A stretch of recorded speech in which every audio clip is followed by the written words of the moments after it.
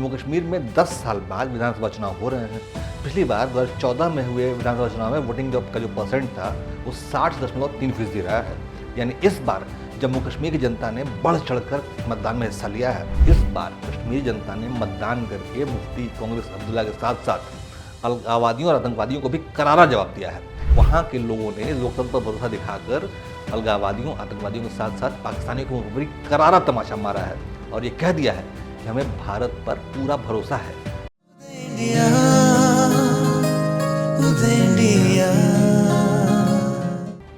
जम्मू कश्मीर में हुए बम्पर मतदान ने अलगाववाद की पोल खोल कर रख दी है। पहले चरण में पड़े हैं 61% से भी ज्यादा वोट, जिससे धारा 370 लौटाने का समर्थन कर रहे नेताओं के मुख पे कालिख पुत गई है। नमस्कार, उदय इंडिया में स्वागत है आपका। मैं हूं अंशुमान आनंद। जम्मू कश्मीर में पहले चरण के लिए 24 विधानसभा सीटों पर 61.1% मतदान हुआ। सबसे ज़्यादा 77.23% मतदान जो हुआ वो किश्तवाड़ में हुआ है, जो कि आतंकवाद प्रभावित इलाका है। जम्मू कश्मीर में 10 साल बाद विधानसभा चुनाव हो रहे हैं। पिछली बार 2014 में हुए विधानसभा चुनाव में वोटिंग का जो परसेंट था वो 60.3% रहा है। यानी इस बार जम्मू कश्मीर की जनता ने बढ़ चढ़कर मतदान में हिस्सा लिया है। इस बढ़े हुए वोटिंग प्रतिशत ने दुनिया को संदेश दे दिया है कि दुनिया के इस स्वर्ग कहे जाने वाले इस जगह पर अलगाववाद की जड़ें बेहद कमज़ोर हो गई हैं। कश्मीरियों के डीएनए में अलगाववाद या आतंकवाद था ही नहीं, बल्कि इसे कुछ लोगों ने योजनाबद्ध तरीके से अपने स्वार्थ के लिए ज़बरदस्ती वहाँ शुरू किया था। क्योंकि मतदान ऐसी चीज़ है जिसके लिए कोई किसी को मजबूर नहीं कर सकता है। हो सकता है कि अलगाववादी आरोप लगाएं कि केंद्र सरकार ने जम्मू कश्मीर में भारी संख्या में सुरक्षा बलों की तैनाती कर रखी है, लेकिन भाई साहब वोट देने के लिए केंद्र किसी को भी मजबूर नहीं कर सकता ना।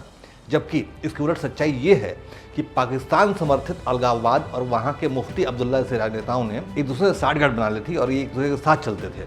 अलगाववाद की आड़ में कश्मीर में आतंक फैलाकर ऐसा माहौल बनाए रखा जाता था कि जनता कंट्रोल में रहे, मतदान करने के लिए निकले ही नहीं और सीमित वोटिंग प्रतिशत के साथ वहाँ के लोग सत्ता में काबिज रहे। मुफ्ती अब्दुल्ला कांग्रेस जैसे राजनेताओं के लिए कम वोटिंग होना वरदान की तरह था, क्योंकि इससे उन्हें सत्ता में बने रहने का मौका मिलता था।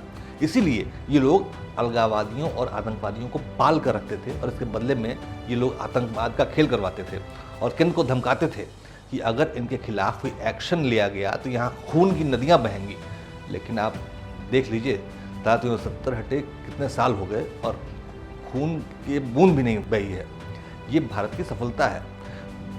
देश के बाकी हिस्से के लोगों के बीच भ्रम फैलाया जाता था कि कश्मीर के लोग भारत की लोकतांत्रिक व्यवस्था पर विश्वास ही नहीं करते, इसलिए वो मतदान में हिस्सा नहीं लेते हैं।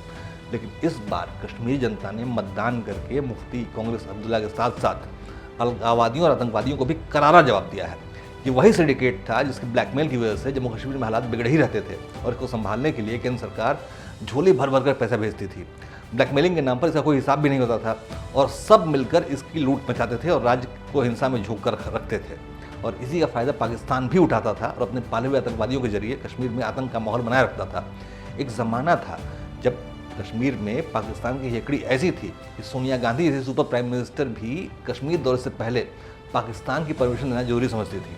हालांकि सोनिया या कांग्रेस ने हमेशा से ही ऐसा ही जम्मू कश्मीर चाहा था, क्योंकि पाकिस्तान को ऐसा ही जम्मू कश्मीर चाहिए था और बदले में पाकिस्तान के चंद सत्ताधीशों और वहाँ की फौज को फ़ायदा पहुँचता था। लेकिन इस बार बम्पर मतदान होने के बाद कश्मीर में भले ही कोई पार्टी जीते, भले ही भाजपा हाशिए में चली जाए, लेकिन कश्मीरी आवाम जिस तरह से मतदान के लिए निकली है और बम्पर वोटिंग उसने की है, उसी से पता चल जाता है कि कश्मीर के लोग अलगाववाद नहीं बल्कि अपनी बात को रखने के लिए लोकतंत्र का मार्ग चाहते थे, लेकिन उन्हें कभी भी वो मार्ग दिखाया ही नहीं गया।